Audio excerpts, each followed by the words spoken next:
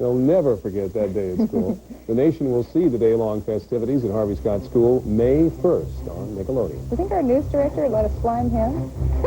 You could ask him, Marcia.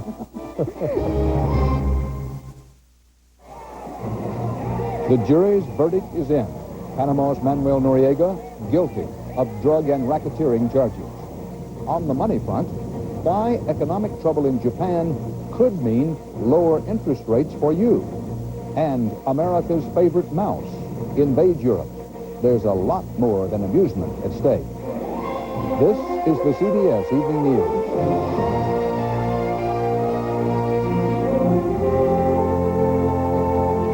Good evening, Dan Rather reporting. It's been more than 2 years since President Bush sent U.S. troops into Panama to arrest Manuel Noriega and force him to stand trial in the United States on U.S. drug and racketeering charges. Today, the jury returned a verdict. CBS News correspondent Juan Vasquez covered the trial in Miami. The 56-year-old former Panamanian leader showed not a trace of emotion as the foreman handed the jury's verdict to the court. 1 count of racketeering, guilty. 1 count of conspiracy to engage in racketeering, guilty. 1 count of money laundering, guilty. 5 counts of manufacturing, smuggling, and distributing cocaine, guilty. Noriega never blinked as Judge William P. Hoovler read the formal verdict. Conviction on 8 counts, acquittal on 2. President Bush, who ordered the invasion of Panama in 1989 to get Noriega, was pleased. I think it's a good thing, and I think the main thing is it sends a message to the drug lords that they are going to be brought to justice. Noriega's attorneys said the general refused to say a word about the verdict, but they are bitter. Unless leaders of foreign governments are willing to kneel once a day and face Washington and give praise to George Bush, they too may be in the same posture as General Noriega. The unprecedented trial of the de facto leader of another country was the result of the U.S. invasion of Panama that cost the lives of 24 American soldiers and more than 500 Panamanians. After surrendering to American soldiers, General Noriega was turned over to U.S. drug agents and brought to this country in handcuffs like a common criminal. I think it's a case of historic significance because of who it is and the manner in which he was brought here. In Panama, Noriega wielded enormous power, but during the 6-month trial, he watched his former friends and associates testify that he demanded huge bribes to facilitate drug shipments from Panama to the United States. Noriega's attorneys told the jury that much of the vital testimony had been bought and paid for by the government in the form of deals and plea bargains with convicted felons. Prosecutors, obviously pleased and relieved at the outcome, defended the plea bargain process, saying that's the way many of the biggest drug cases are made. Noriega faces a maximum sentence of 120 years in this case, but that's not the end of his troubles. He's also been charged with marijuana smuggling in Tampa, and back in Panama, the government wants him to stand trial for murder. Juan Vasquez, CBS News, Miami. The Federal Reserve made another effort today to give the U.S. economy an election year shot in the arm. This time, it's also hoped that it will be a kind of vaccination against whatever it is that's ailing Japan's economy. Wall Street is already feeling better, as money correspondent Ray Brady reports. After days of falling, it took right off. The Dow Jones Industrial Average soaring more than 43 points after the Federal Reserve pumped more money into the economy, a move that's expected to lower interest rates. I think the lowering of the rate by the Fed is a good thing, and I hope that it will guarantee that this fledgling recovery that we're seeing will now be a little more robust. While the Federal Reserve denied it, Wall Streeters say events abroad caused its action. The Federal Reserve is quite concerned about the impact on the American economy of what's going on in Tokyo. What's going on in Tokyo is an economic slowdown, one that sent the Japanese stock market into a kamikaze dive. Not only today, but since the end of 1989, down 57%. Japanese business leaders are so worried, last week they flocked to this Shinto ceremony, praying to send stocks up again. They're not the only ones worried. That is a possibility that Japanese institutions at some point would have to pull out of overseas markets. Tokyo banks are the sumo wrestlers of world banking, giants whose loans have fueled many of the huge purchases of U.S. companies, resorts, and properties. If Japanese banks have to sell, That could affect real estate values here.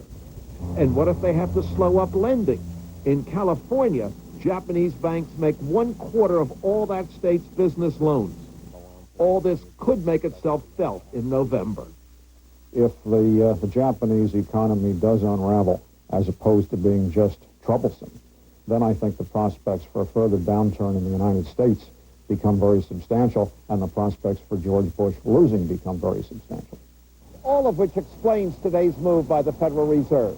And as some analysts remind us, this is an election year, and the relationship between the two countries is so close, this could be perilous for the U.S.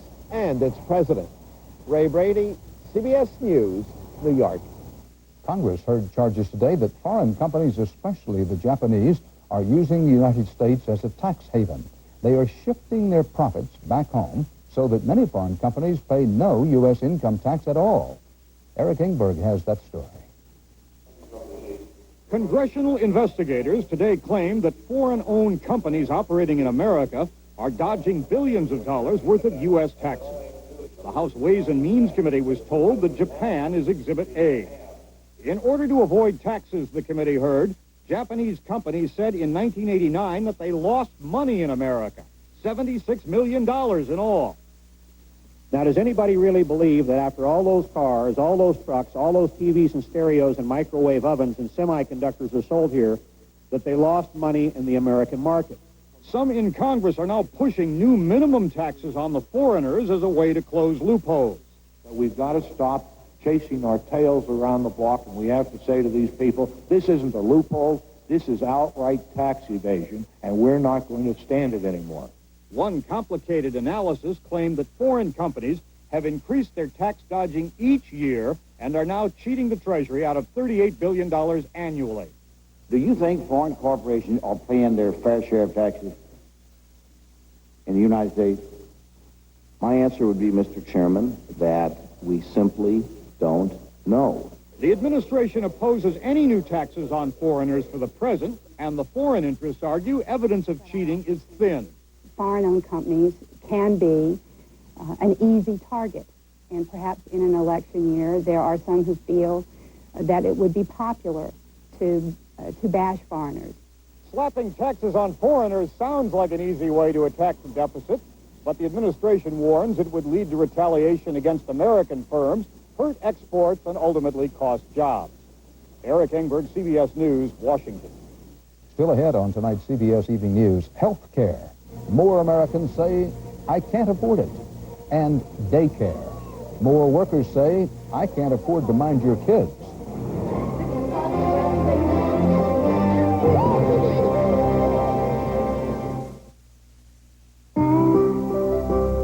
Reintroducing a glorious name for a glorious new automobile. The 1992 Buick Roadmaster. With its powerful V8 performance and the security of its driver's airbag, anti-lock brakes, and full perimeter frame, Roadmaster is perhaps the best value in an American luxury sedan. Roadmaster also delivers something only a Buick can deliver. Buick quality. These gardeners have just been acclaimed world champions. What's the secret of their success? I use Miracle Grow and only Miracle Grow. Miracle Grow is best. There's not nothing like Miracle Grow. Hey, if world champion gardeners depend on Miracle Grow, shouldn't you? A late night snack. And no bag keeps it fresher than Ziploc brand storage bags with the gripper zipper. Tough, tiny teeth you can feel gripping, so you know freshness is locked in. Honey. Caught red-handed. There's only one Ziploc. Former Massachusetts Senator Paul Tsongas announced his decision today, again, at a news conference in Boston. Tsongas said he will not re-enter the race for the Democratic presidential nomination. We did very well, but so did Bill Clinton. He won those states. That winning removed the argument that my re-entry would rescue this party. Indeed, his winning took me back to the option that I rejected 3 weeks ago, the role of spoiler. I reject that role. All of us here have created a message of value. That message and the principles that sustain it must not be compromised to a purpose that is less than worthy. Despite his decision, Tsongas did file today for the New Jersey primary, a bid for more convention delegates and influence in the possible shot at the vice presidential nomination. By the way, if there's any truth to the stories that Tsongas is on Bill Clinton's short list for a running mate, Clinton wasn't talking today about anything. He couldn't. The Arkansas governor has laryngitis, and he's under doctor's orders to rest his voice for a few days or risk possible permanent damage to his vocal cords. One thing everybody's talking about this election year is the lack of affordable health care. CBS News health correspondent Edie Magnus is here to tell us it's a make-or-break issue now for people who thought they'd never have to worry. Edie? That's right, Dan. Healthcare was once seen just as a problem for the uninsured, the disadvantaged. Those are people who tend not to vote, so the politicians didn't have to pay much attention to them or the issue. Not anymore. Now there is evidence that huge numbers of Americans are fearful about holding on to their benefits and paying their bills. For the first time, say researchers, Americans are realizing that health care is not just somebody else's problem. It's hit mainstream insured America. The 80% of Americans who have insurance are now worried about their own situation. Any kind of sickness, be it minor or major, can pretty much wipe you out financially. They're worried that they're going to lose their insurance. They're worried they're not going to be able to afford their premiums. I'm a student, and I haven't been able to afford health care ever since I went off my parents' plan. They're worried they're going to get sick and their coverage is going to be full of holes. We can't get sick. We can't afford to pay for it right now. Open your mouth, through what? And a majority of Americans are looking to government, the federal government, to make health care affordable and accessible. So how do they view this year's crop of presidential candidates? If I had to choose any of them, it'd be none above.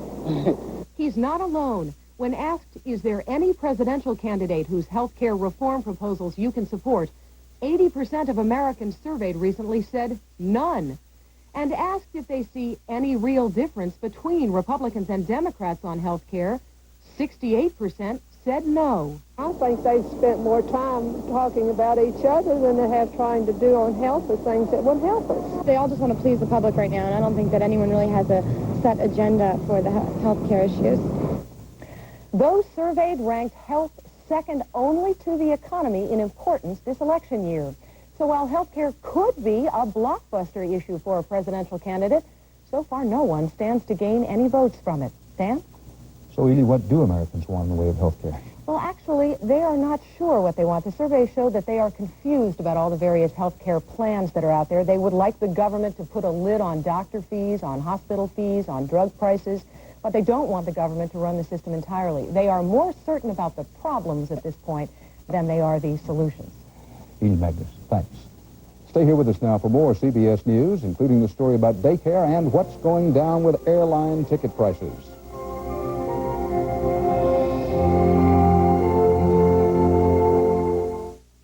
The fox and the grapes. There are rewards to be had, yet they are not always within easy reach of investors. With Merrill Lynch mutual funds, the potential need not elude you. We search high and low for opportunities, but let us remind you, sometimes to reap rewards, you have to wait till they're fully ripe. The moral is, patience is a sound investment principle as well as a virtue. Tylenol users discover a powerful name in aspirin-free pain relief. It took away my headache. Aspirin-free Anacin worked as well as Tylenol. Like Tylenol, aspirin-free Anacin is 100% aspirin-free acetaminophen, so it's gentle on your stomach. Now I have a choice. It's a tractor value like no other. For only $999.99, get this Craftsman 2 12.5 horsepower tractor with 38-inch deck. Save $250 during Sears Days. It's a spectacular value above the rest.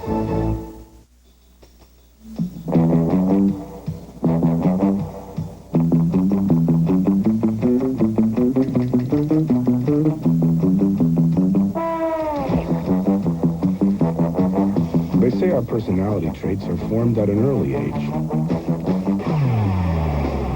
Presenting the 3.1-liter V6 Rodeo from Isuzu. The way we see it, it's never too late to have a happy childhood. In order to live, this man must die. Flatline, nothing. He's being frozen in a state of suspended animation. But once this operation is over, can they bring him back? Ed Bradley Street Stories tonight. A follow-up tonight to a story CBS News correspondent Eric Ingberg broke on this broadcast a year ago. Congressional investigators now have confirmed that Vice President Quayle repeatedly took golfing trips on military aircraft at taxpayer expense.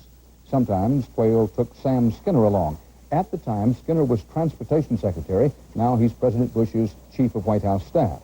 White House officials now acknowledge that the government was reimbursed for only a fraction of the travel costs. Today, Quayle told reporters he did nothing wrong. Do you feel guilty about using military planes to go play golf? Let me just try to clear it up for you once again. We have complied with all the rules, regulations, and the laws. Whatever the Vice President's flying cost you, there could be big changes in what you pay for your own air travel on non-U.S. military aircraft. James Hattori has our report about that. Facing some of the most severe economic turbulence in the history of U.S. aviation, American Airlines today put something special in the air: lower prices. It's a sign of how desperate things have become. One of the nation's biggest airlines revamping its entire fare structure, slashing across the board, and admitting it will at first lose money. The system, quite simply, is broken. Now, to have the future that we want for our customers, for our shareholders, for our employees, we must fix it. American has cut unrestricted coach fares by at least 38% on all its routes. First-class tickets are 20 to 50% cheaper. Most advanced purchase fares are going down, too. They're still non-refundable, but the flights can now be changed for a fee. American is responding in part to a revolt among the passengers it wants most, business flyers. Many of them can't plan far enough ahead to buy the cheaper seats and are choosing to stay home or use gimmicks to get discounts rather than pay the highest fares. If you've got a week, you get a pretty good rate. If you've got to travel pretty quickly, the prices are high. If you travel at the last minute, what happens? You pay through the nose. American says it's also responding to the new economic orders sweeping through so many industries. And it's looking over its shoulder at another Texas-based airline, Southwest, a no-frills carrier which has continued to make money while the big boys are awash in red ink. The American, United, and Deltas of the world have sort of become the General Motors, Ford, and Chrysler. And Southwest Airlines has been the Japanese. I think this is a reflection of something that American companies across the board have got to pay attention to. We've got to give our customers good value.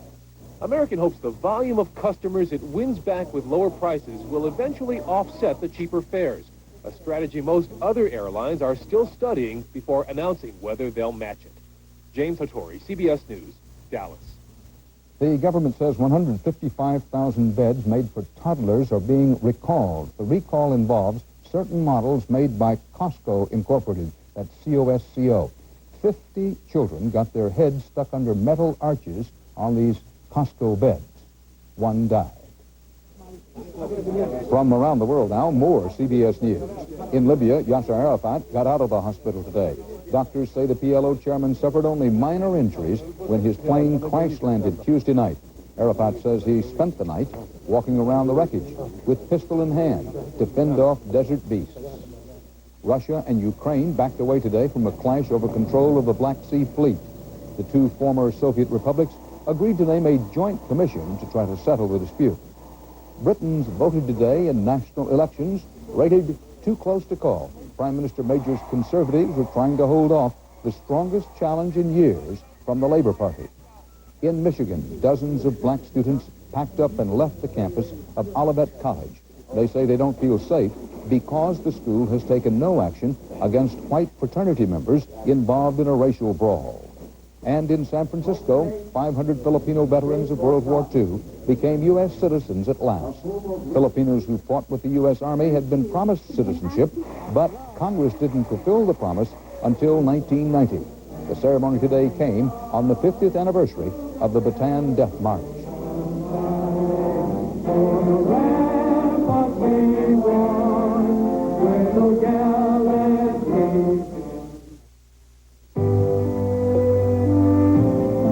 Luxury car like the new J30 from Infiniti, you may be expected to drive with a certain decorum in public.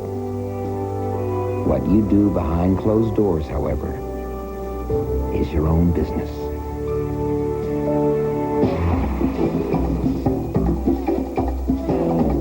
new Infiniti J30 makes you want to take up driving again, doesn't it? You could ease up a little. Say over to you in about 5 minutes. Mr. Douglas, I have your table. But you're not gonna. You could stop being a perfectionist. But you're not gonna. You're not gonna change because of heartburn, and you don't have to. There's something new that's like no ordinary antacid. New Maalox Heartburn Relief. It stops the burning and helps keep it from coming back. So get on with life like you're gonna live it. New Maalox Heartburn Relief is made for you.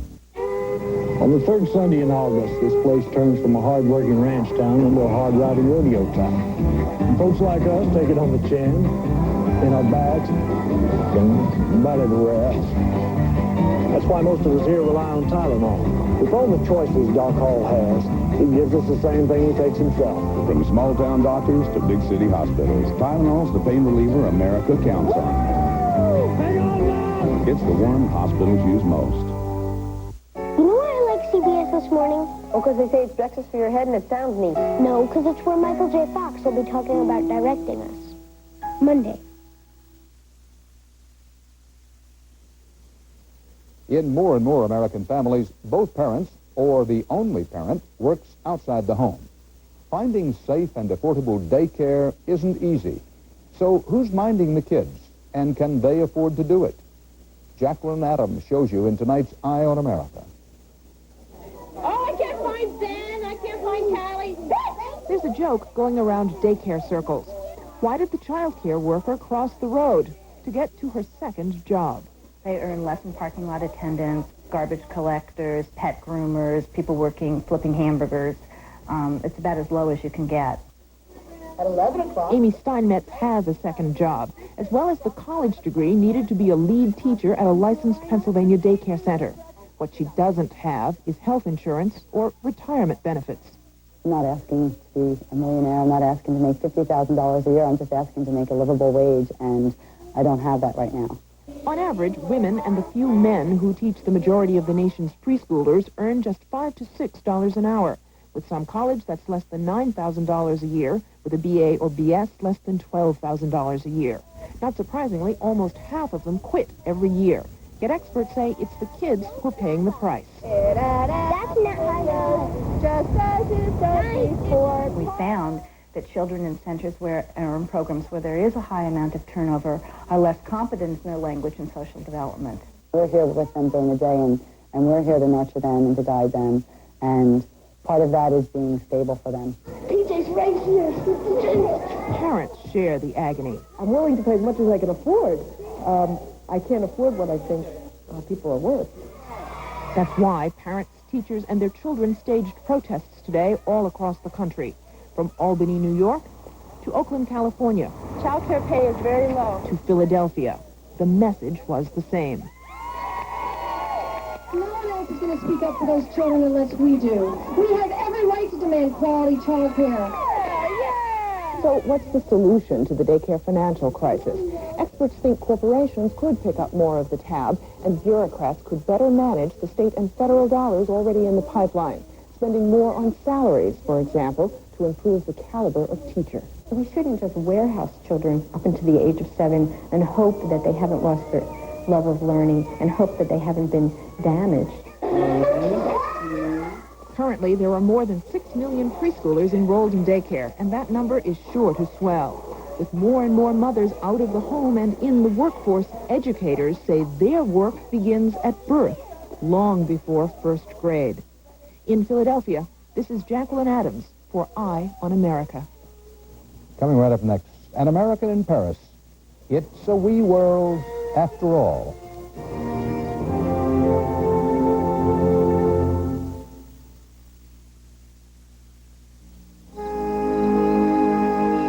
This plant is in trouble.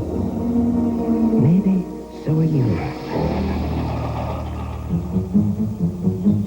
Because what will you do? And how will you do it?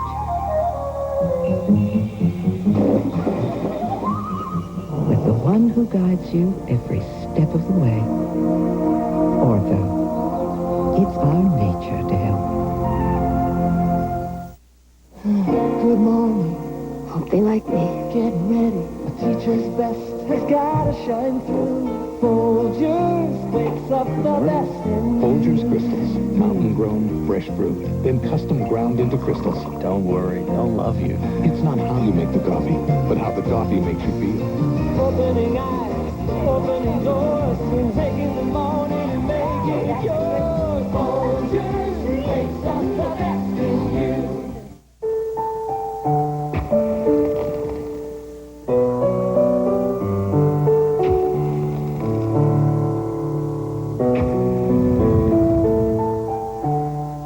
Luxurious new Chrysler LeBaron series, starting at under $14,000. The perfect balance between self-indulgence and common sense. Now get $1,000 cash back on Chrysler LeBaron sedan, the best value in its class.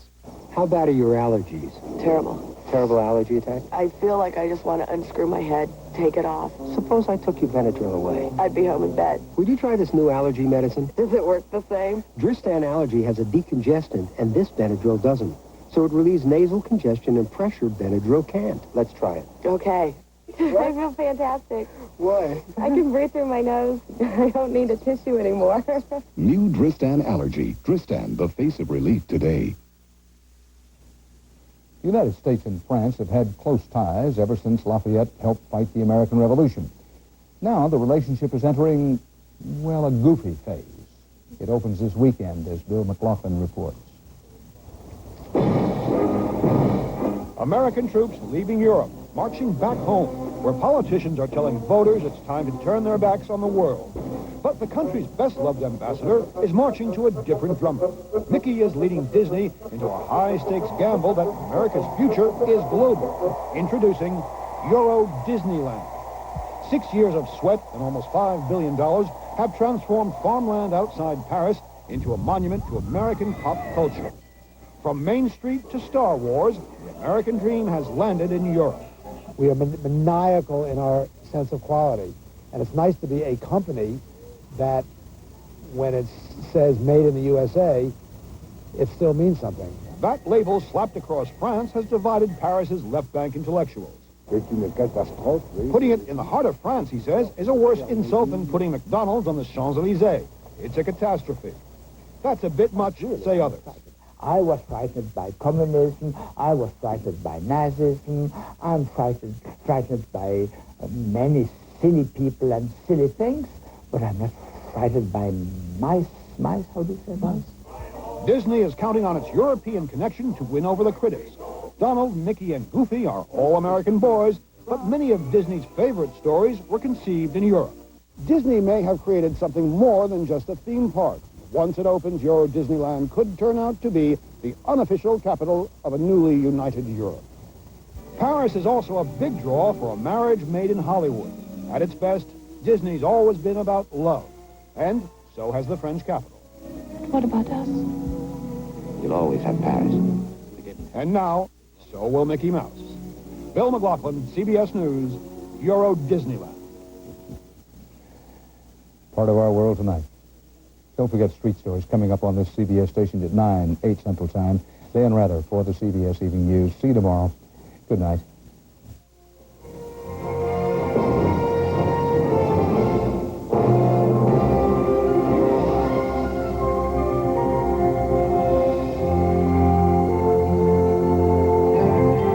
Experience CBS News.